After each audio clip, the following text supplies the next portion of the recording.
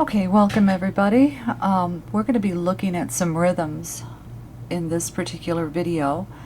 As you can see, once we go through the rhythms, we'll take a look at what the rhythms look like, and then afterwards we'll get the strips and we'll measure each of the rhythms to verify the rhythm abnormalities or whether or not they're normal based on the literature values of the heart rate, QT, QRS, PR, and of course inspection of the ST segment changes. So right now, if we're looking at this, you can see that it's a normal sinus rhythm for the fact that it is, one of the reasons is that the heart rate is within the 60 to 100 range. Also, you can, as you look at the R to R intervals, they appear normal.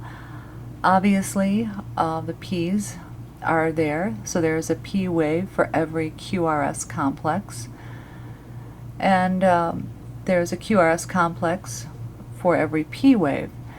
The shape of the P wave seems normal throughout. It's not too elevated. We don't see any other abnormalities before or after the P wave.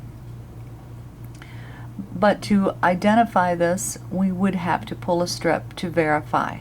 That's about the only way we can actually identify that it is normal, by measuring the QT, the QRS, the PR intervals, and inspecting any ST segment changes. When you take a look at a normal sinus rhythm, one of the things telemetry technicians should always be keep their eyes out for is trending. This is something that the National Telemetry Association is focusing very heavily on, changes in the heart rhythm. For instance, right now we're at 72, which is normal. Say in the next 5 to 10 minutes the heart rate drops to 60. Still normal. But think about it this way. What if the heart rate was 90, 95, still normal, and then the heart rate started declining within the normal range? This is trending. And regardless of the fact that the heart rate is normal, we have to be aware of sudden changes or perceived the changes that are taking place. So what we're going to do right now is we're going to go ahead and print this strip. We got a nice strip there. And stop. We're going to take that off. And this is what we're going to be measuring in the next few minutes. Okay. So now let's go ahead and switch rhythms. Let's go to ventricular fibrillation, and the alarm's going to beep. So here we go. Ventricular fibrillation. I'm going to pause this alarm right now. Let's take a look at this. Obviously it doesn't look like ventricular tachycardia, correct? Notice that the heart rate is all over the place. This is a very dangerous rhythm. Everyone taking ACLS or even BLS for healthcare provider knows that this is a rhythm that is shockable, right? When we shock the heart, what happens? It stops. And that way we can continue CPR, continue beating the heart until EMS arrives. Okay, let's go ahead and print a strip here. This is a very this is a textbook rhythm. Everybody should know what this is. You don't have time to measure anything. There's nothing to measure. Just go ahead and get help. Notify the appropriate authorities for help. RNs, LPNs, doctors, whoever's working that day. Okay. So ventricular tachycardia. Alright, let's go ahead and switch. What we're looking at right now is ventricular fibrillation. Obviously, ventricular tachycardia. Ventricular tachycardia, this is a textbook rhythm. Notice also that the heart rate is all over the place. The heart, when it starts beating, over 150, the heart can't it doesn't have time to rest, and so the coronary arteries don't have time to fill up with freshly oxygenated blood. That's why this rhythm usually rapidly degrades into ventricular fibrillation. So again, this is a rhythm that requires immediate action. Don't pull a strip, get help immediately. This person is going to be without oxygen, and they really can't hold on to this rhythm very long.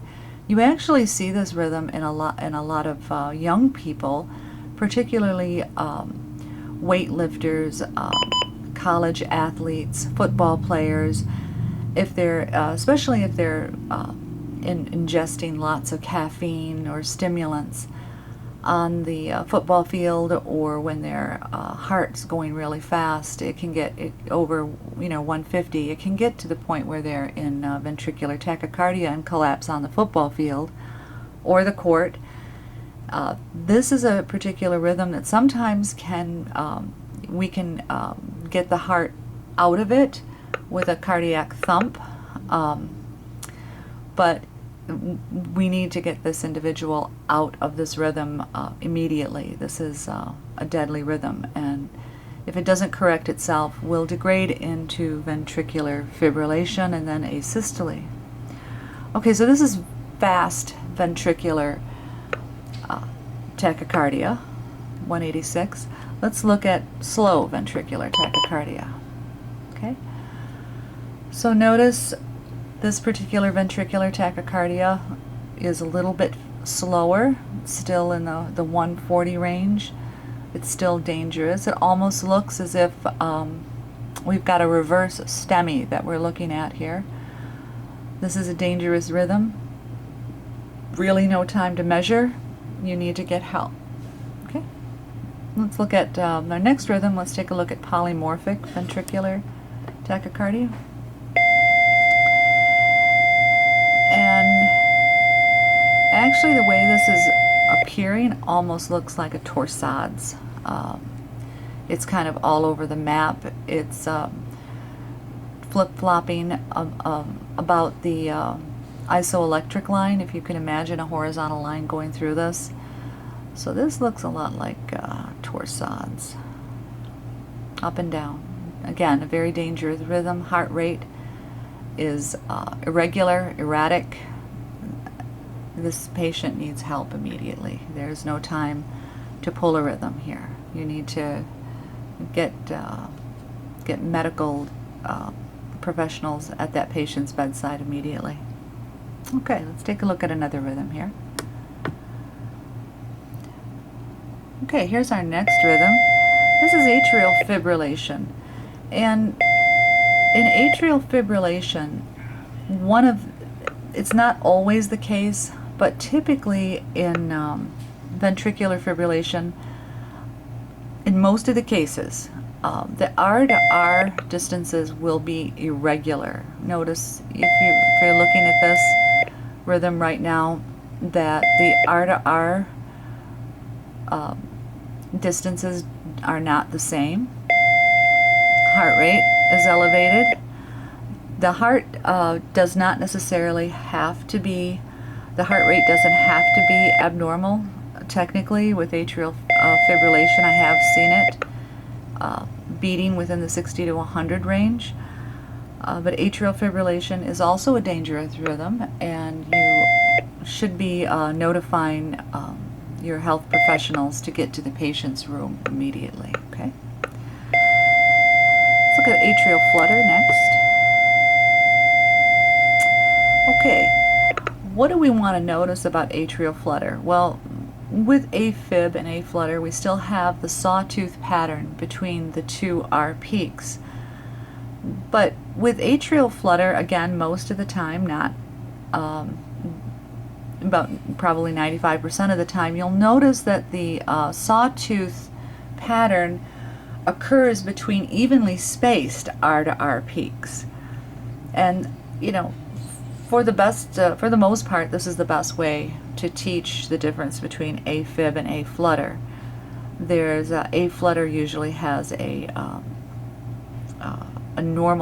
regular distance, a regular distance between each of the R peaks.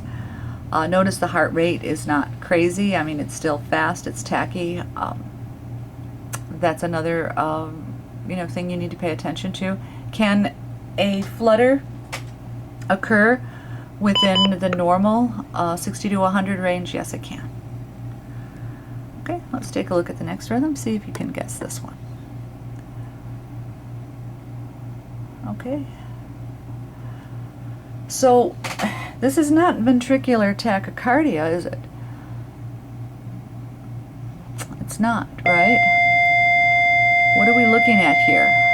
Wow, 216, right? And it's all over the place. There's a PVC, and then we see the peaks very fast, kind of hard to see the P's. Then it's going into junctional. It's all over the place. Yes, get help right away. This is supraventricular tachycardia. So obviously the heart rate is in the danger zone. The heart's not going to get enough oxygen to have rest periods to continue at 217. So supraventricular tachycardia can suddenly degrade into what? Ventricular tachycardia, and then it can degrade into ventricular fibrillation, which would be followed by asystole. This patient needs immediate help. We need to get some help right away. They're going to have trouble breathing because obviously the heart can't pause in its rest period between its repolarization time for the coronary arteries to fill with freshly oxygenated blood. So what we have here is a very dangerous rhythm. But yet you can still see, you can see a QRS. I mean, it's just very rapid, so it's hard to make out, any P waves. Okay. Let's take a look at this next rhythm. And then we're going to test you. Okay, so let's take a look. Well, it's 120. Well, it's over 100, right? So our telemetry technicians would key in on that, say, oh wow, it's over 100, I need to notify somebody. It's 120. I mean, we can get up to 120 with a fast, brisk walk or a small jog. But let's take a look. Are the R to R's regularly regular or irregularly irregular? They appear to be regularly regular. Is there a P wave for every QRS? There appears to be. Does the ST segment look normal? Now, we haven't gotten into ST segment changes, but we are going to be covering that in a little while. Everything seems to be within the normal range except that the heart rate is fast. So this would just be sinus tachycardia. Sinus because there is a P wave for every QRS complex. And why do we say sinus? Remember, we say sinus because of the P wave. We have to have a P wave that's generated in the sinoatrial node, which is the pacemaker of the heart, to know that the heart is actually working properly. I know it's a simple explanation, but you always want to look for P waves, okay? Here we go back to what? What are we going back to? 72 looks normal. P for every QRS. P waves are shaped the same. You always want to look at the shape of the P waves. Nothing abnormal with the ST segment. The T waves seem normal. The distances between R to R are regularly regular. PR intervals seem regularly regular. So this would be a normal sinus rhythm. Let's take a look in the next one. Okay, we have a problem here, right? Heart is stopped. Begin CPR. This patient is in asystole. And yes, we need to get help. The brain will stop functioning after 5 to 7 minutes without oxygen. So we need help. That's a code, straight up code. Okay, let's move on to the next one. Now, in the lectures that we've talked about, I've talked about premature ventricular contractions. And they actually can show up in a lot of different forms. We're going to take a look at this one here. So premature, before ventricular, occurring in the ventricles, contraction. It almost looks as if we're missing a QRS complex. Obviously this is very Brady, very junctional, going back between you know, a normal heart rate and a very Brady heart rate. Continual visualizations of premature ventricular contractions. Obviously this patient's going to need medical attention right away. Particularly if you have long spaces or long periods of time between the next beat. Okay. The heart's not going to get enough oxygen, and it's not a complete heartbeat. So let's get some help right away. Okay. Now there is a difference. There are different kinds of PVCs, right? There's bigeminy, trigeminy, quadrigeminy, and how do we define that? Can you tell me what this looks like? Look at the initial PQRS, and where does it show up? Maybe we've got a pattern here. Let's take a look. 1, 2, drop,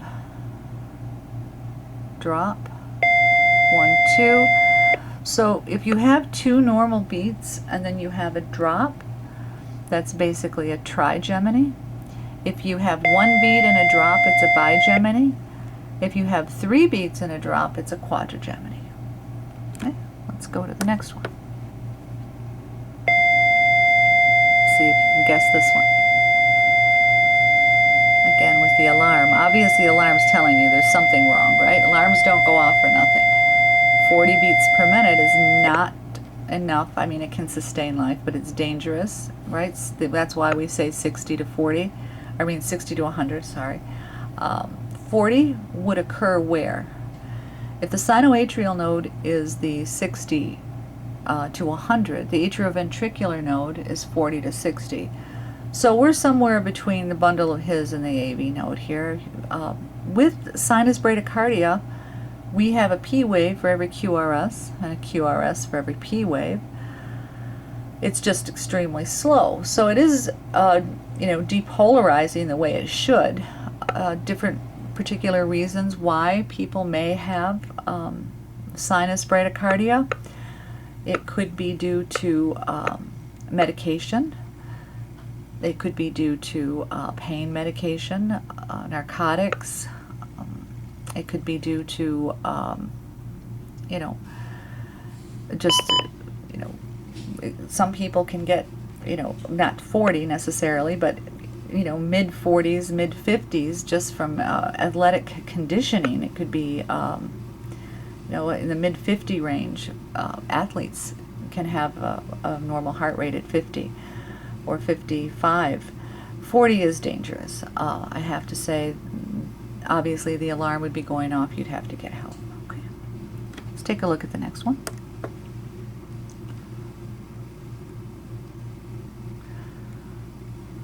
Okay, this next one that we're going to be looking at is what we call junctional bradycardia.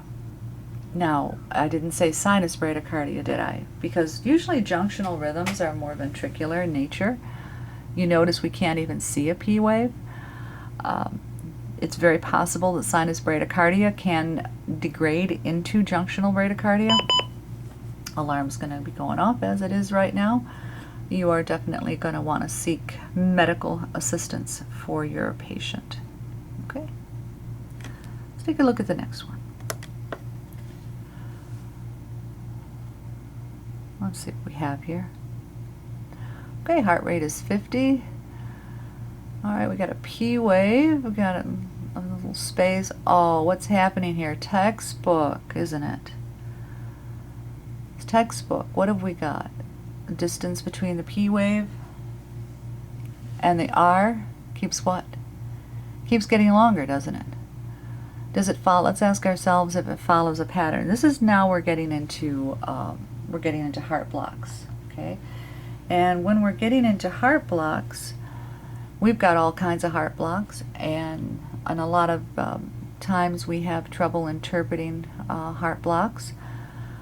But the heart block where we start getting longer periods of distance, right, between the P and the R is second degree type 1. Okay, let's look at second degree type 2.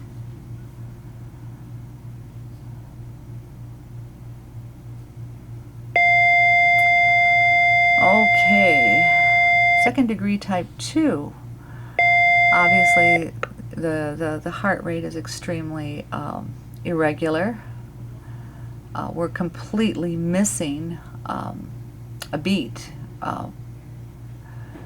The distance between the P and the R is abnormal. There doesn't seem to be too much of a connection between each of the P and the R and the QRS intervals. QRS is extremely wide,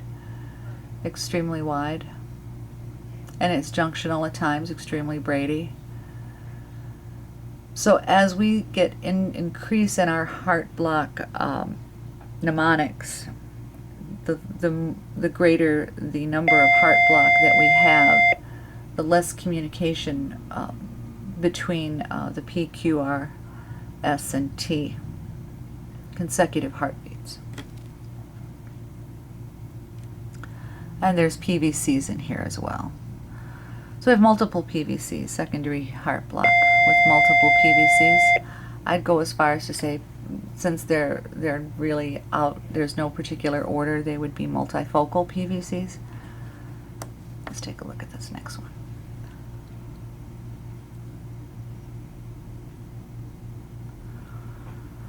Okay, very slow, wide QRS. P's are very, very small. Not a lot of communication between the QRS, the P, the S, and the T.